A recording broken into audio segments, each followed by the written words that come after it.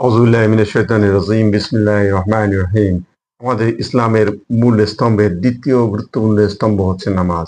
নবী পাক সাল্লাল্লাহু আলাইহি ওয়াসাল্লাম মেরাজে গিয়ে আমাদের জন্য ৫ ওয়াক্ত নামাজকে আল্লাহর তরফ থেকে তোহফা হিসেবে নিয়ে এসেছেন।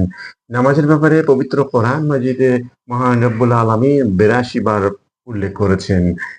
মহান রব্বুল আলামিন কোরআনের মধ্যে বলেন যে নিশ্চয়ই নামাজ অশ্লীল এবং ফাহিশা কাজ থেকে দূরে রাখে।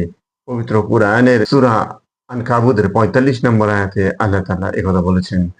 মহান রব্বুল আলামিন সূরা তাহা ১৪ নম্বর আয়াতে বলেন, তোমরা আমার স্মরণের উদ্দেশ্যে নামাজ কায়েম করো। তোমরা নামাজ কায়েম করো এবং রুকুকারীদের সাথে রুকু করো। সূরা বাকারার ৪৩ নম্বর আয়াতে আল্লাহ তাআলা আরো বলেন, তোমরা নামাজ প্রতিষ্ঠা করো, যাকাত আদায় করো এবং রুকুকারীদের সাথে রুকু করো। অর্থাৎ সালাত আদায়কারীদের সাথে সালাত আদায় করো। তো এরকম কোরআন মাজিদের বিভিন্ন জায়গায় অসংখ্যবার আল্লাহ তাআলা এই সালাতের গুরুত্ব দিয়েছেন। নবী পাক সাল্লাল্লাহু আলাইহি ওয়াসাল্লাম বলেন, আমাদের মধ্যে এবং কাফেরদের মধ্যে পার্থক্যকারী হচ্ছে সালাত। অতএব যে সালাত ছেড়ে দিল সে কুফরি। আবু দাউদ, তিরমিজি শরীফে এই হাদিসটি বর্ণনা করা হয়েছে। নবী পাক সাল্লাল্লাহু আলাইহি ওয়াসাল্লাম নামাজের ব্যাপারে উদাহরণ দিতে গিয়ে তিনি এক জায়গায় বলেছেন যে কারো বাড়ির পাশে যদি একটি নদী প্রবাহিত হয়, সেখানে যদি সে ৫ ওয়াক্ত নামাজ করে তাহলে তার শরীরে যেমন ধুলোবালি এবং ময়লা লেগে থাকতে পারে না, তেমনি একটি ব্যক্তি যদি ৫ ওয়াক্ত নামাজ পড়ে তাহলে তার জীবনে গুনাহ কোনো সময় তাকে ঘিরে রাখতে পারে না। তার জীবনে কোনো গুনাহ থাকতে পারে না। সে সবসময় পুত, পবিত্র এবং পরিষ্কার হয়ে যাবে।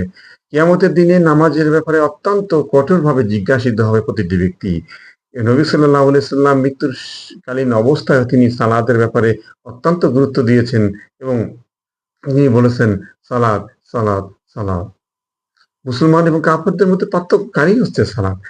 নবী সাল্লাল্লাহু আলাইহি সাল্লামের আরো অসংখ্য হাদিসের মধ্যে একটা হাদিস এরকম রয়েছে যে মুসলমানদের জন্য নামাজ তেমনটাই গুরুত্বপূর্ণ, যেমনটা একটা মানুষের জন্য মাথা গুরুত্বপূর্ণ।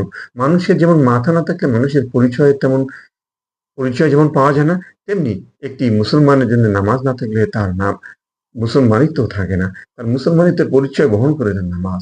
তাই আমরা আসুন নামাজের ব্যাপারে আমরা যত্নবান হই, নামাজের ব্যাপারে সচেতন হই। নামাজের ব্যাপারে সচেতন হলে নামাজের মাধ্যমেই আমরা একটা সুখী সমৃদ্ধশালী সমাজ গঠনের জন্যে আমরা সহায়ক ভূমিকা পালন করতে পারবো। নামাজের মাধ্যমেই আমরা আমাদের সমাজকে একটি আদর্শবান সমাজ উপহার দিতে পারবো।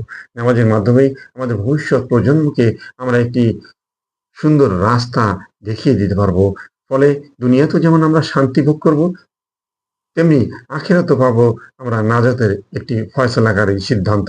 আল্লাহ তাআলা আমাদের সকলকে বোঝার তৌফিক দান করুন। ওয়া মা তৌফিক ইল্লা বিল্লাহ। আসসালামু আলাইকুম ওয়া রাহমাতুল্লাহি ওয়া বারাকাতুহু।